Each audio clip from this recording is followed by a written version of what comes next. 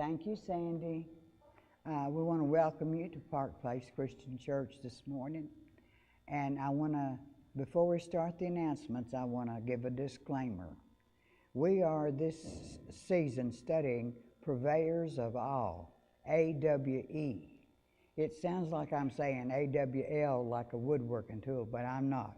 So every time you hear all, you know it's AWE. Okay. Now, does anyone have any announcements?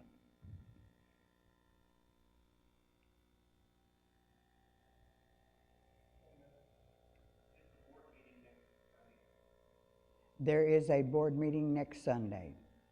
Okay.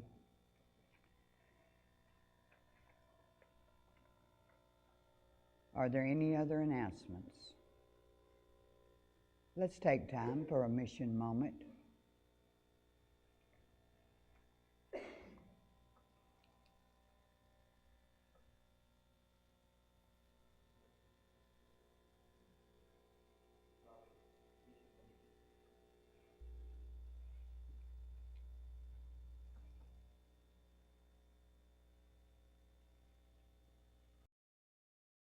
My name is Nabusha Sutherland, and I am the student manager for the MSU Mustangs Pantry.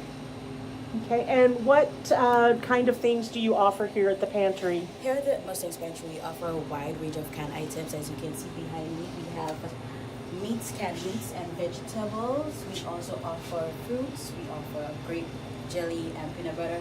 We offer fridge items from bread to meats to vegetables to eggs to cheese. The main goal of the Mustangs Pantry is to curb food insecurities on campus. So for the persons who live off campus and they don't have a meal plan, for the persons who live on campus and they also have a meal plan under 75, we offer 2 days of service, which is Wednesday and Thursday, for them to come in here and grab items. Okay, and approximately how many students come through here at a given time? At any given time, we have anywhere between 40 to 50 students coming here. And it's really fun and exciting to see the faces. They come every week, they grab items, we get new suggestions, and we try to restock as much as we can to help them. Okay, great. Thank you. You're welcome. Hello, so my name is Matthew Park, and I serve as the Associate Vice President for Student Affairs at MSU Texas. And one of the many areas I get to work with is our Mustangs Pantry Initiative through the Clark Student Center office. You met our student manager, Nabusha, who's wonderful. And this is a service that we started at the university in 2018 in September to help what we were seeing as a rising need for our students experiencing food insecurities, essentially students who did not know where their next meal was going to come from, or they were having to skip a meal during the day because they lacked the resources to gain those nutritional items or areas. Which, if we think about the purpose of higher education and students pursuing their educational pursuits for their future careers and professional interest areas, having to skip meals can just really be a drastic roadblock because we're focused on our basic physiological needs, not so much our studies. MSU Texas has about 40% of students receiving need-based grants or aid through the federal government or the state. So it gives an indication of who our students are, and a service like this was just amazing. We partnered with a different food security program that provides students meals in our dining hall. But as you heard from Nabusha, about 40 to 50 students every week utilize the pantry. And the pantry operates primarily on really one thing, which is gifts and donations. And so a number of individuals will actually donate non-perishable food items. Some will even donate perishables and produce, but also monetary donations. And so as you see, all of the different food items here in the pantry were either donated or they were purchased with those fund dollars. And so for organizations such as yours, you truly make a difference in the lives of MSU students for their future. We have a number of students from different countries attending MSU who really sometimes come here with next to nothing because they're trying to build a better future for themselves. So thank you so much for being a part of our MSU Texas family and proud supporters of the Mustangs Pantry.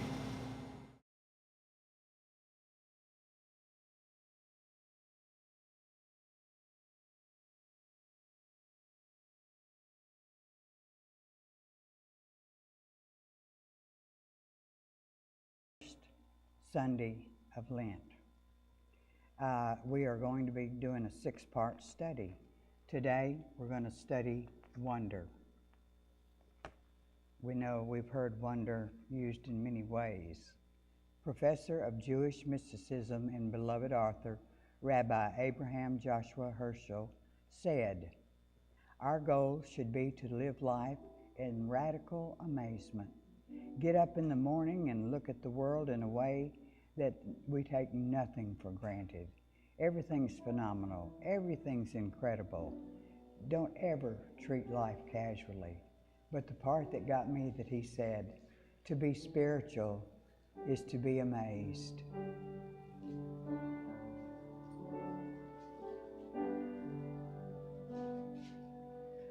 Open my eyes that I may see glimpses of truth thou hast for me.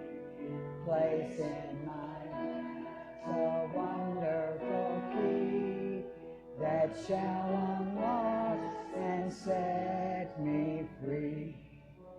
Silently now I wait for thee, ready, my God, thy will to see. Open mine eyes, illumine me, Spirit divine. This Lent, we are invited to consider that one of the most important gifts we can give is to be purveyors of all. A purveyor is someone who spreads or promotes a particular idea or who deals in a particular good. Our quest in this season is to promote a state of awe about the lives we've been given and revel in the sheer miracles of our life. This is a spiritual journey in the tradition of biblical poets and of mystics. In our modern day, researchers who studied well-being know that when we cultivate elements that deepen our awe of life, our appreciation for others, our dedication to the good, we live longer, more purposeful, and have more joyful lives. In a time when we're exposed to the weight of the world by the messages around us, we will spend time on this journey of being exposed to the wonder of our world.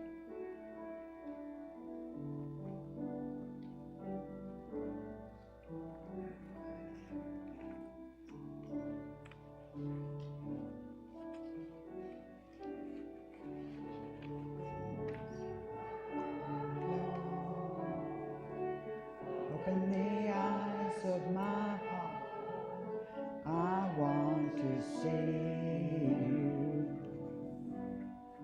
I want to see you. Today, we're going to light our candles. As they come forth to light the candles, we're going to remember that this is us accepting Christ to be with us today.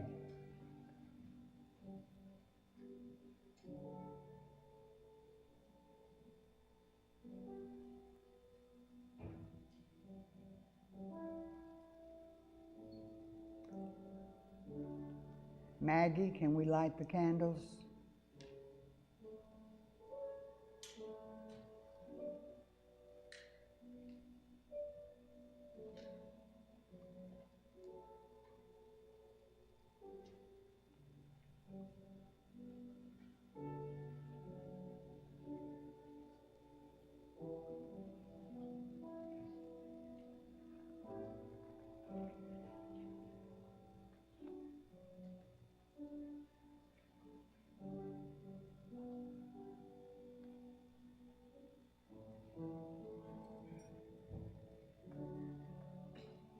Thank you, sweetheart.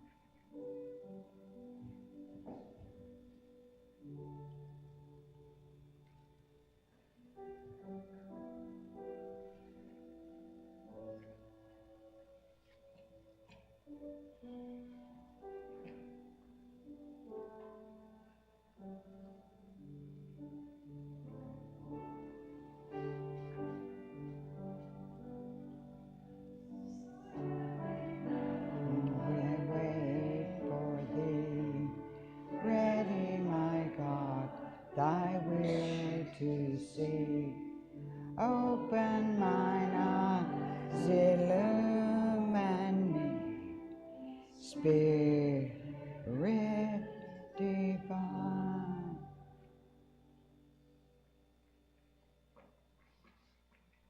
Are we going to sing How Majestic Is Thy Name, O Lord? I think this would be a good place to put it in.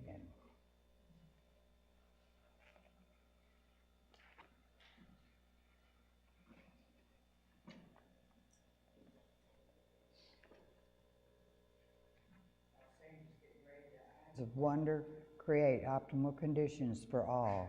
When we open our senses to the extraordinariness of the everyday ordinary, we have begun the journey to deepen the existence that what resides at surface level. Wonder can be an antidote to anxiety and depression, pulling us instead toward the awe-filled knowledge that there is more that meets the eye. There are solutions in the midst of problems and possibilities where senses only dead ends.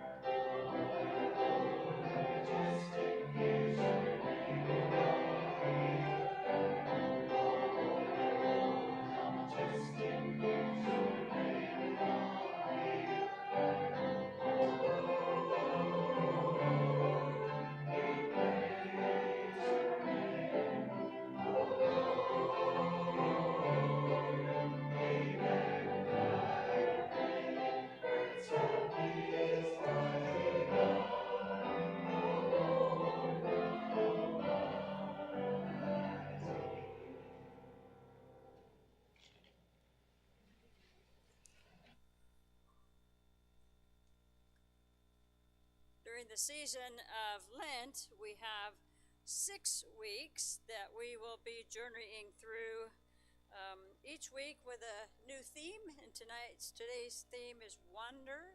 So we're going to wander today. It does say that we're doing the Lord's Prayer through Lent. We traditionally do not do the Lord's Prayer as part of our way of remembering the importance of this prayer and how it feels when we don't have it. And it will return back to us on Easter morning. So let us pray together.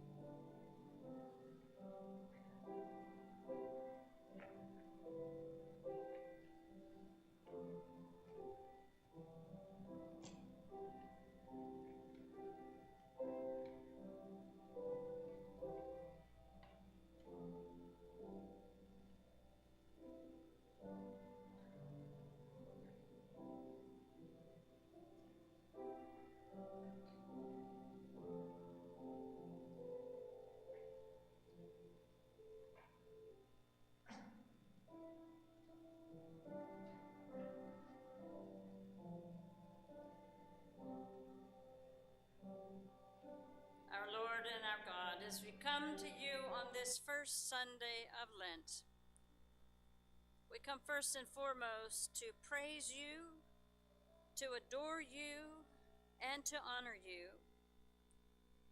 We come to this service today with our whole selves, our whole being, ready with all of our senses open to feel, listen, and know that you are here. We come with joy and fear, expectation and challenge, but this morning we come in wonder. We come in this first meeting mindful that the end seems so far off, 40 days. How will we make it through all this time?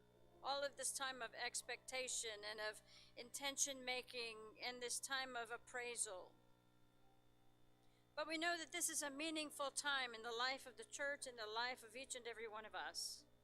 For we need to take that time in that moment to assess how close are we to you? How can we draw even closer to you? How can we be open to receive the blessings that you give us? How can we bring about more wonder into ourselves so that we see in a new way your creation all around us? We come to thank you. We thank you for these challenges. We thank you for this moment of time where we can stop for a moment and look and see and explore your worlds. That we might see it for the first time in a new way, something we've looked at and seen all along. Help us that we might find balance and peace where we look, and that when we see ourselves fail you, that we not be so hard on ourselves, but that we see your grace instead, that allows us the comfort that we're not such bad people, but that you love us and that there's always room to move on in new ways. Oh God, we give you thanksgiving for the ways that you love us as only a parent could. You see our potential, you see where we could go, you see things that we can do, and you also see the many ways that we are tempted in this world. We're tempted to be first. We're tempted to argue to be right. We're tempted to hold grudges. We're tempted to judge others that are so different than us. We're tempted to draw lines between one another. But oh God, if we just wonder, if we become curious and say, what might bring us closer together? How much we might find love and peace.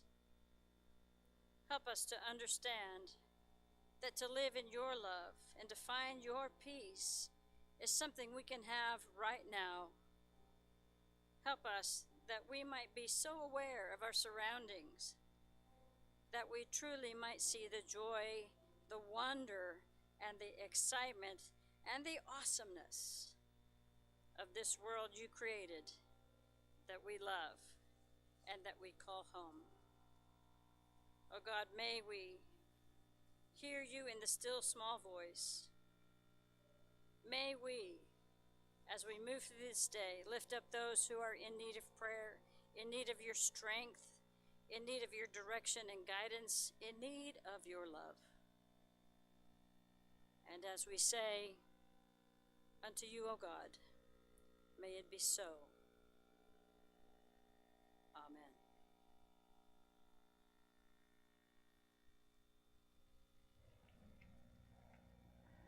Our first reading.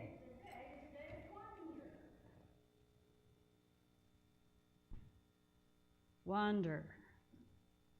Today is a day that we see awesomeness all around our world. But as it is in our world, sometimes we have to go search for it. Where could it be?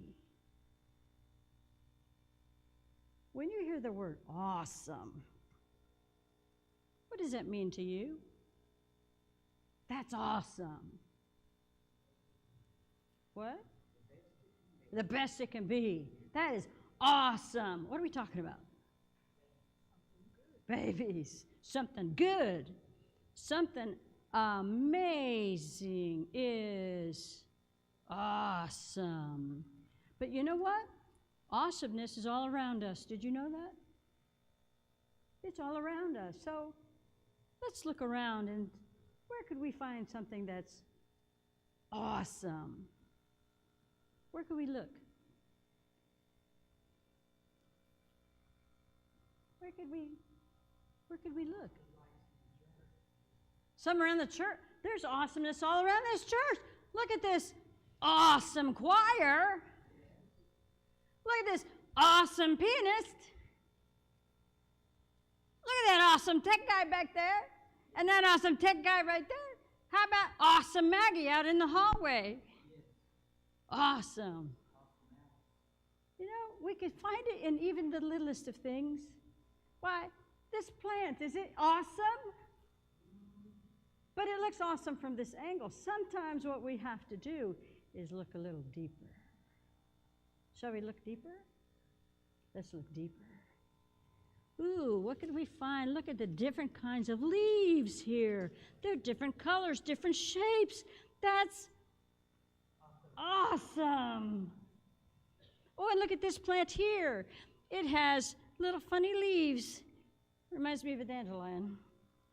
What else is in here? It's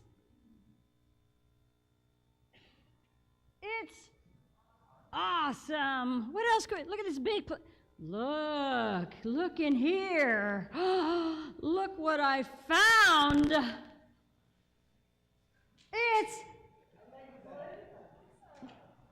It's a ladybug, and it's awesome. 1, 2, 3, 4, 5, 6, 7, 8, 9. It's 10 years old. Is that not awesome? These things are all around us. You know that song Louis Armstrong used to sing all the time? Sing it with me. I see trees of green, red roses too. I see them bloom for me and for you. And I think to myself, what a wonderful world. The world we live in is awesome. And the world we live in calls us to explore, to see something we might overlook, but to dig deeper, to find the awesomeness in God's creation that God gave us so that we could explore. So as you go through communion today, I want you to get an exploration tool that's in that bucket over there. Take it with you. And for this week, might you spend some time exploring your awesome world.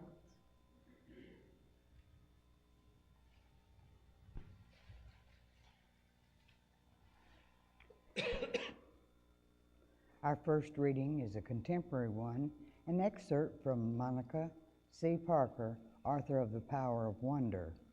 Be still and know that God is God. Wonders never cease. God forgives us. Jesus embraces us. The Spirit enlivens us. We are whole. With awe, we accept this belovedness.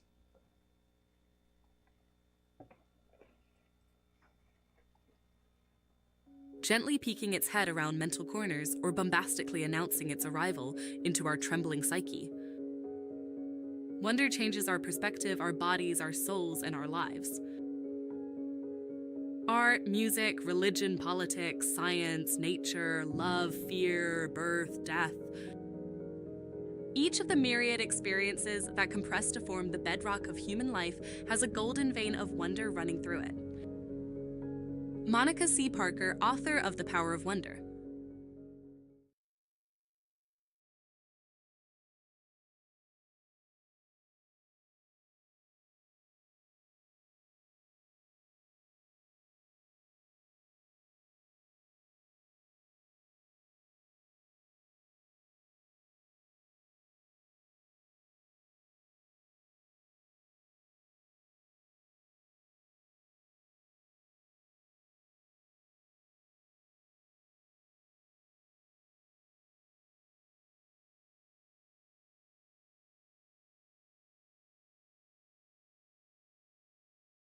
chapters 107 and 139. You notice I have here, who knows what those top 4 letters say? Yahweh. That is the 4 capital letters that was used when the writing of the first Bible. Yahweh. Do you know how many times it's mentioned in the Old Testament? Over 6,000 times. That must mean it's pretty important. Now, when the Hebrews changed it, the spelling was changed to Y-A-H-W-E-H. So you'll see that, and then you'll see the word Jehovah also used in different times. In Psalms 107, verses 13 through 15 and 23 through 24, they called Yahweh in their trouble, and God rescued them from their sufferings, guiding them by a direct route to the inhabited town. Let them thank Yahweh for the great love, for the marvels done for all people, for God has satisfied the thirsty and filled the hungry with good things. Then moving on to Psalms 139, the excerpt was taken from verses 13 through 18. For all these mysteries I thank you, for the wonder of myself, for the wonder of your works. My soul knows it well.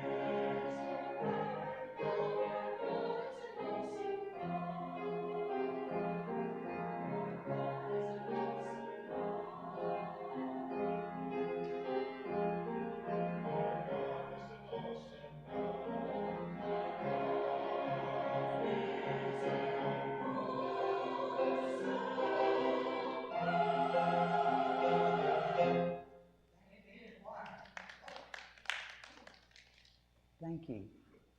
Now we're going to do our gospel reading, and y'all can be done with me. We're reading from Luke 8, 28 through 36. Now, this is about the man that was possessed with demons. When he saw Jesus, he cried out, fell down before him, and with a loud voice said, "What have I to do with you, Jesus, Son of Man, Most High God? I beg you, do not torment me." For he had commanded the unclean spirits to come out of the man, for it had often seized him, and he was kept under guard, bound with chains and shackles. And he broke the bonds, and was driven by the demons into the wilderness. Jesus asked him, saying, "What's your name?" And the man said, "Legion, because many demons have entered me." Now, here's the demons talking to Jesus. And they begged him that he would not command them into the deep abyss. Now a herd of many swine were feeding there on the mountain, and he begged him that if he would permit them to go into those swine. Then the demons went out of the man and entered into the swine, and the herd ran violently down the steep place into the lake and drowned. When those who fed them saw what had happened, they fled and told it in the city and in the country. Then they went out to see what had happened, and came to Jesus, and found that little man in whom the demons had been departed, sitting at the feet of Jesus, clothed in his right mind. And they were afraid. They also who had seen and told them by what means he has been demon-possessed was healed.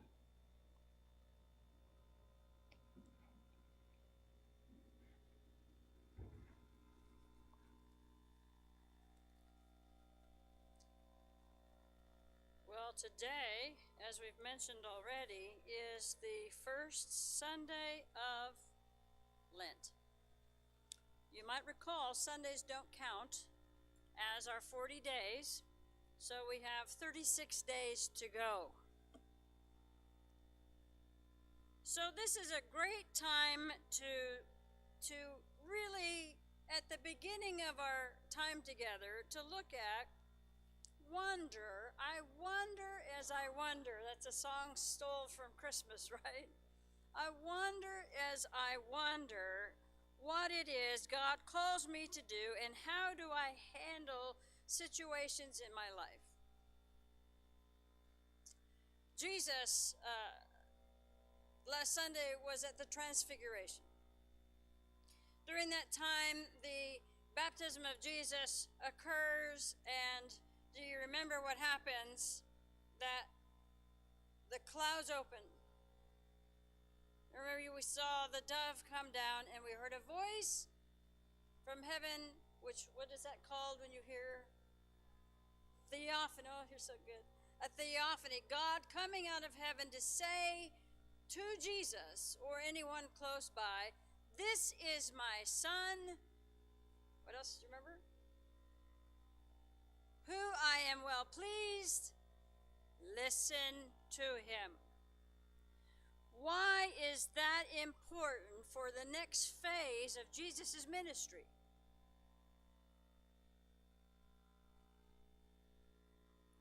This is a confirmation of who he is, right? He has the accreditation from God on high to say, "This is who you are. You belong to me." Remember at the baptism, you belong to me. Well, it happens twice. At the baptism and at the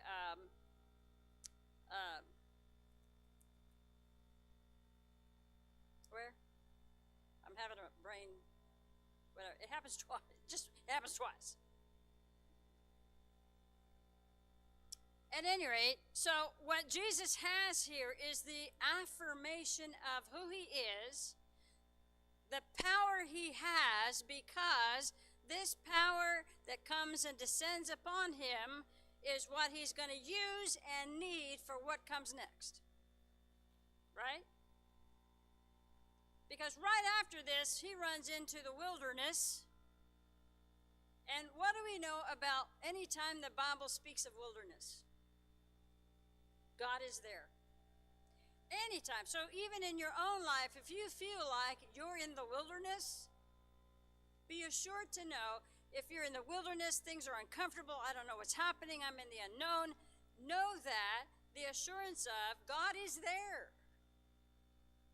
And that means something's going to be happening here.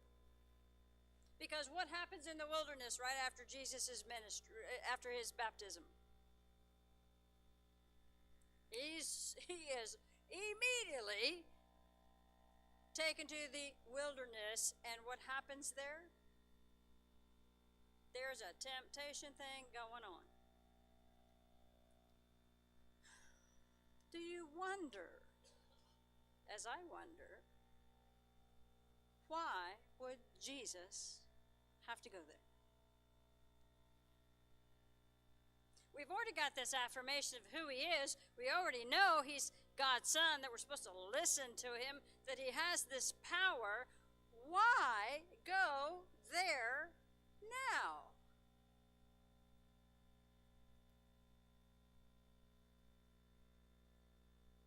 We got to find out something, don't we? What's he made of? Well, he knows in his head what he's made of. He's got this affirmation from the highest place you can get an affirmation. Now we got to see, does it work? That's like you and I. When you and I give our lives to Jesus and we say, I am following him, I'm all about him, then everything is wonderful. Everybody praises you. Everybody pats you on the back. That's what we got last Sunday, right? Ooh, remember, we're so happy. You're part of the team. Is that where it ends? That's where it begins. That's where it begins. Remember that story about the guy who robbed a bank and he left his jacket there? And you remember what was inside his jacket? His name. He labeled his jacket. He leaves his jacket at the bank after a robbery. Leaves his jacket there so the police could easily find him.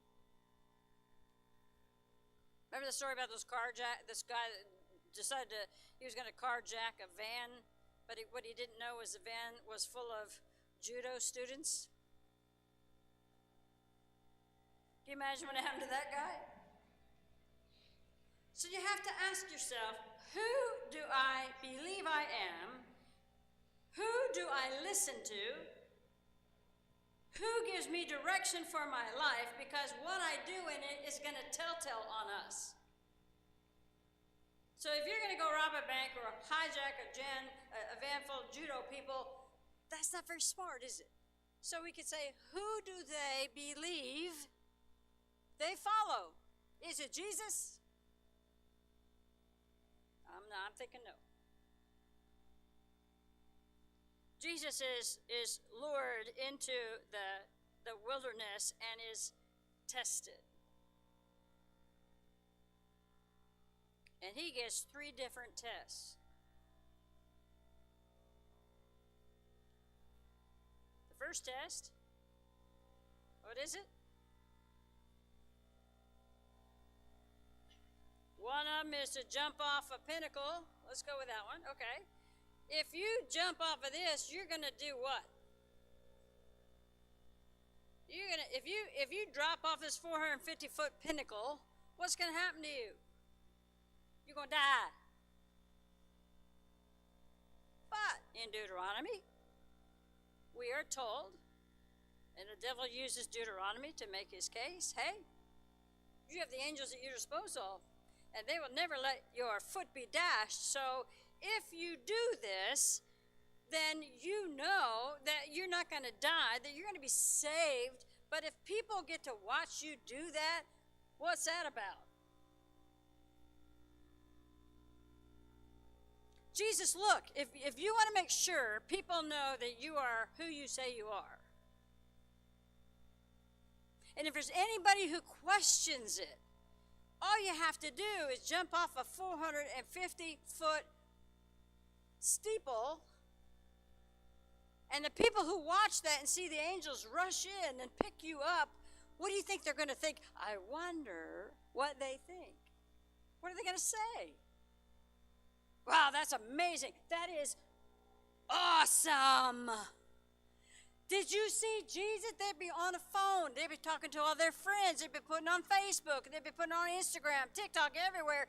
It's going to be up there with a video of Jesus falling off that pinnacle and all of a sudden seeing all these angels rush in. What's going to happen to the population? Do you think he's going to get some followers? Yeah.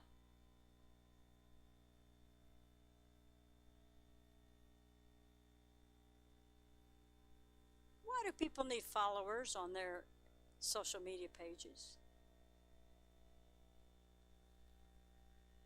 How many followers you got? On Facebook, I'm still on Facebook. When it first came out, everybody wanted to look at everybody else's page to see how many friends they had.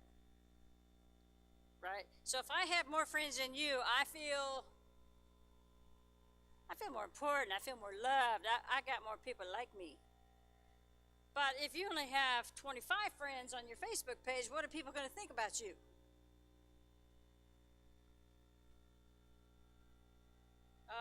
Poor thing, look at you, you don't have any friends.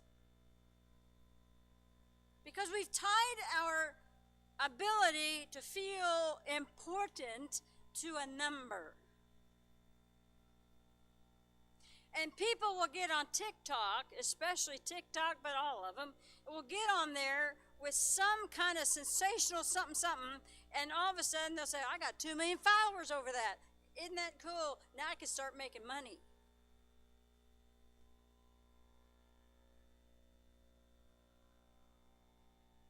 So if Jesus is in the wilderness, in the unknown, what he already knows is I've been affirmed by God, but also if I'm in the wilderness, God is there too. So here's this guy trying to tell me that I need more followers. And the way to do that is to do something sensational so people will want to be my follower on the media page so he can feel good. Does he need to feel good? Kind of makes us wonder, what is it that we need to feel good about ourselves?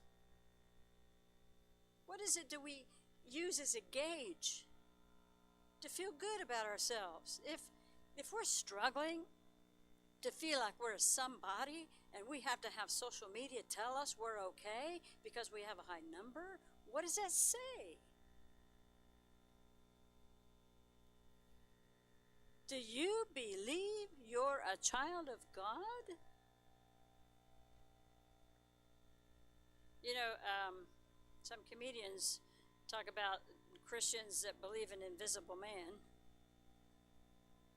Oh, those Christians are crazy. They believe in this invisible man. But if we're a follower of Jesus Christ, we know to whom we belong. We know where we get our attention. We know where we get our approval, and it's not social media.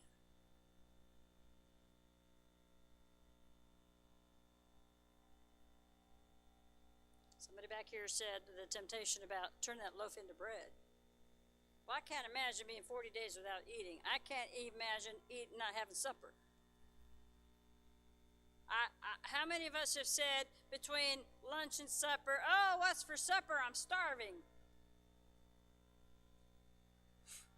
We don't really know what starving is, do we? But our world certainly knows. We know that when these other countries can't have advantage of the food that we overproduce, and people go hungry because they can't get it, those people are starving. There shouldn't be anybody in the United States of America starving. When we have so much produce that we export, and we still have hungry people on the street, there's something wrong. So if there's something wrong, that these people that live under a bridge or live in a hole somewhere to try to survive and they're hungry, something is wrong with us if we, as people of alertness and awareness, don't notice them. But we say we're starving, we're hungry, we need something to eat. But for those of us who have plenty of food, and some of us too much food, self included, we try to feed ourselves when we're lonely. How many people ever lonely eaten, or stress eaten, or anger eaten, or entertainment eating? And I used to buy, I don't anymore, I'm happy to say, I used to buy those big peanut M&Ms. And if I'm on a trip, I'll open that thing and I put it in the passenger seat. And while I'm driving down the road, I just automatically, my hand doesn't need me to tell it to do it, but it will automatically just go from that bag to my mouth. And I wonder why when I get to my destination, I'm sick. Or my mother and I bought her one of those big cans of those cheese puff balls. Boy, is that addictive. Same thing, it's air. It's not going to hurt anything to eat all those. You can eat the whole thing, right? We're feeding ourselves. When there's a moment in our day or a week where things are frustrating for us and we look for a cure for it. I'm anxious, so I'm gonna buy that big thing of cheese puffs and I'm gonna eat the whole thing, which I could do.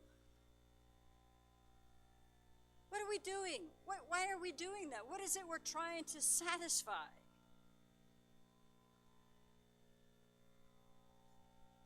Our world right now is probably going to have more overeaters than ever for all the stress in the world. And we don't care the price of that's going up.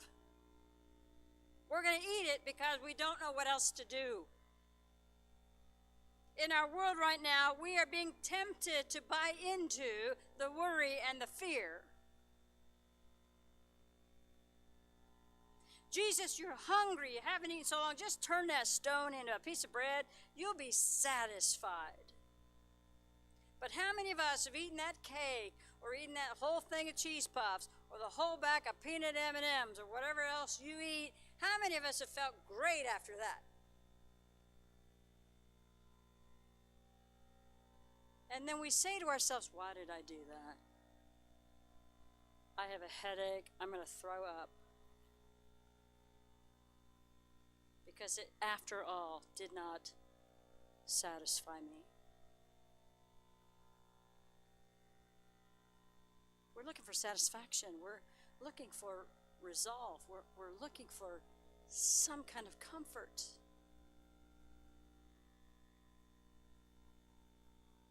The devil knows this about us. Flip Wilson made it popular back in the 70s when he said, "The devil made me do it." Because as a society, we all struggle with this stuff.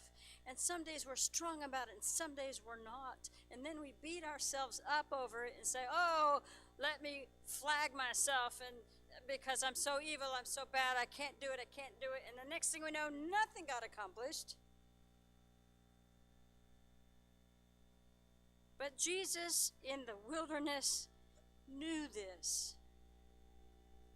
He knew that there will be people in this world struggling.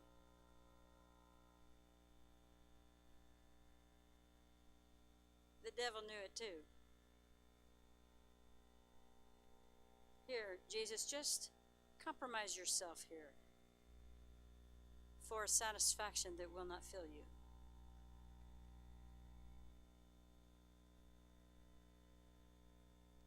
And what's the last one?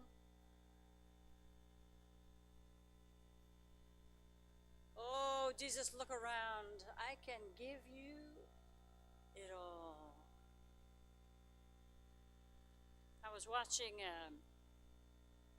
History Channel yesterday, and there were stories about imposters. And this one French man had come to the United States, to Los Angeles and New York. He went back and forth and told everybody he was part of an aristocratic family. And so he got to hobnob with Hollywood and have ritzy parties and all of that. And so as soon as anybody got close to him, he would move to New York. And then he'd do it there for a while, and then he got close to him there, then he'd come back to the West Coast. And they made a movie about one guy, I don't remember his name, who said he was an airline pilot, and then he was a doctor, and then he was all these things. He's a preacher now.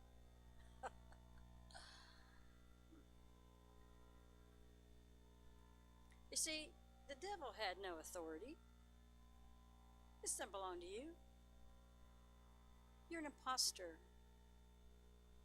There will be people try to sell you on stuff. Have you ever bought something that somebody told you was really a great product, and you bought it and went, this is a piece of... But man, they got me. I can't believe I believed them. I can't believe I fell for it. But you're so embarrassed about yourself, you don't want to tell anybody, and you're not going to do anything about it. You're just going to suck it up and say, well, I just guess I bought into that. Jesus is too smart to buy into that. There are imposters all around us. Imposter preachers, imposter anybody, right? Where do we say imposter? What is one area of our life we hate most of the time? Well, actually, two. What's one area we don't like to be involved in? Evangelist. Yeah. How many of you want to go buy a car? What do we say about a used car salesman? Oh, don't go to them. They're fake. They're just going to take you for your money. Right?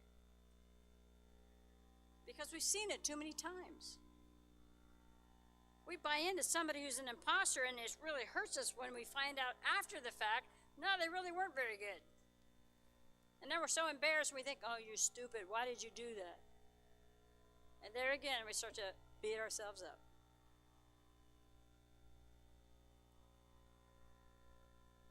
Jesus knew that he didn't have any right or ability to give him any kind of land or the world. Only God can do that.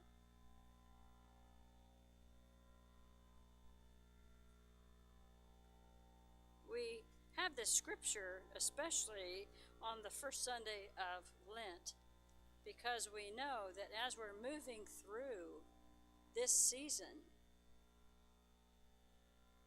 and if you decided to give something up or whatever for you to there's something that the sugar's bad for me, man, and I want to live healthy, and then I see that cake or I go to that party, maybe we'll start tomorrow.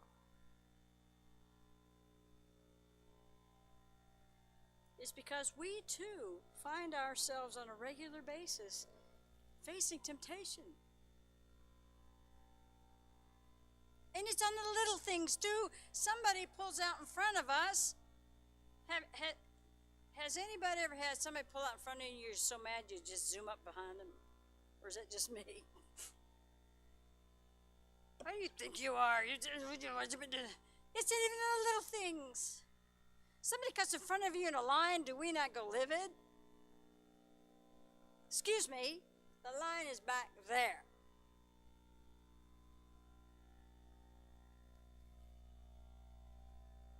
We have somebody say something we don't like and we don't forget it. Maybe this is a time we can pick one thing. Jesus went through 3. We just pick one thing and say, here's something I notice I do. I notice I judge people. I see what they wear and I think, what is wrong with you? Maybe I could just work on this season of maybe being a little less judgmental and maybe being a little more compassionate. Maybe there's something a grudge you've hung on to for years and years and years. Maybe this time You could decide, I'm going to let that go. Because guess what? Only you can make that decision. Do you want to live a cleaner life? Do you want to hang on to that stuff and say, I'm just going to weigh myself down with the judgments and the resentments and the anger? Do I want to hang on to that? Because only we can change it. Maybe this season I decided to let it go. Get rid of it. Because what we know, a woman named Rudy Galdonic was having a bad day. Her business was about to fall apart, and she's deciding, I don't know what I'm going to do. I don't know what's going to happen in our business. And she was frustrated. She was angry. She was anxious. And she got in her car, and that day she happened to turn to a religious radio station, and she heard the preacher say, just remember that today's challenges and crises are tomorrow's credentials. Today's challenges and crises are tomorrow's credentials. We've all been through rough times. We all have. It's what we do with them that makes us either a strong leader or an angry, bitter person.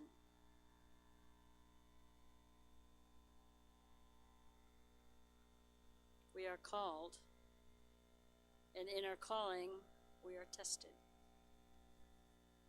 And in our tests, there are challenges and there are crises that will come. They will come if they haven't already. But knowing that Jesus was able to move through the hardest parts of his wilderness experience, he found his assurance in God. And that, my friends, is where we find ours as well. Not in food, not in likes, not in how many friends, not what we could show off to somebody else, but it's in God and in God alone. So on this first Sunday of Lent, might we be curious? What might I need to learn from this situation? What do I need to really let go of? How might I let God in closer to me? How might I be more curious and wondering and searching around me to see that God is there and ready to be there for us? Amen. And amen.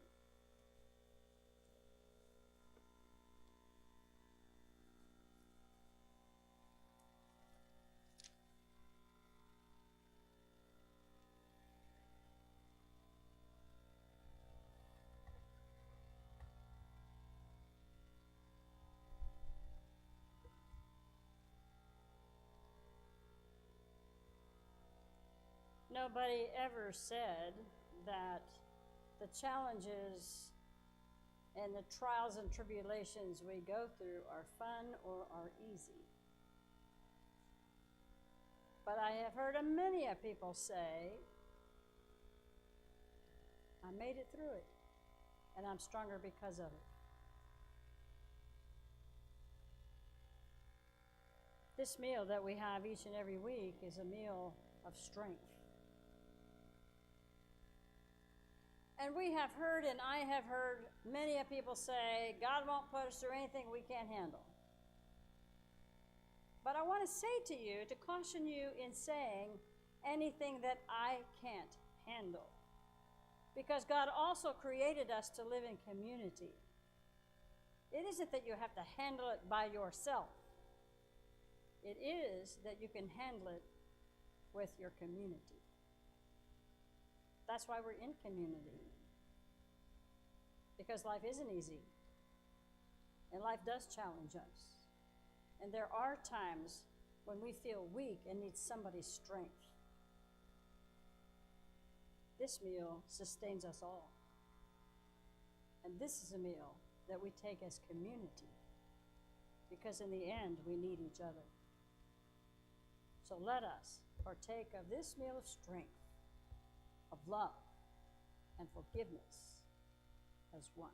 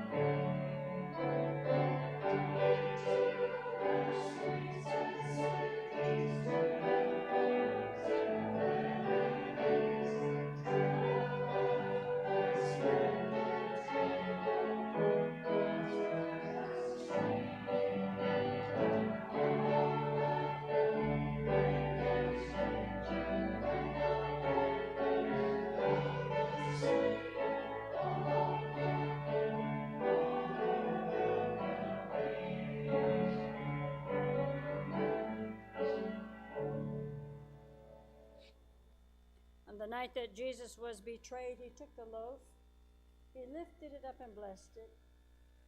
Then breaking it, he passed it to his disciples and said, "Take and eat. This is my body broken for you." Likewise, he took the cup, he lifted it up and blessed it.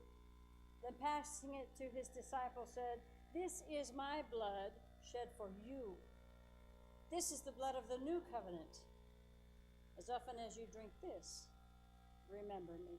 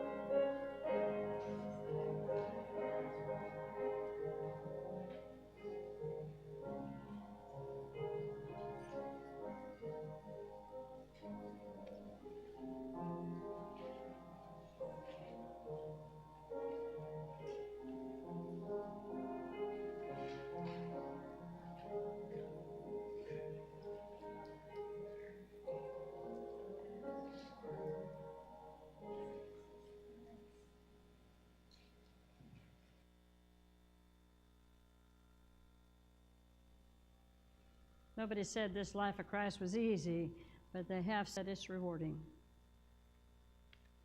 Some of the hardships that we go through, I'm willing to bet that as you've gone through them, it has created some anxiety in your life, and especially now, several people, well, a lot of people are going through some anxiety in their life, not knowing what their future is going to be. In those moments when we worry about our future, this is where we're tempted to worry about if we're going to be okay or not. How many have ever left a job or quit a job and said, I don't know what I'm going to, but wherever it is, I know it's going to be great.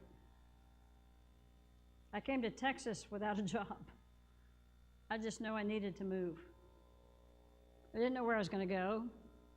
Never thought I'd be in Wichita Falls, Texas. Didn't know about Wichita Falls, Texas. But what a blessing this ministry has been in my life.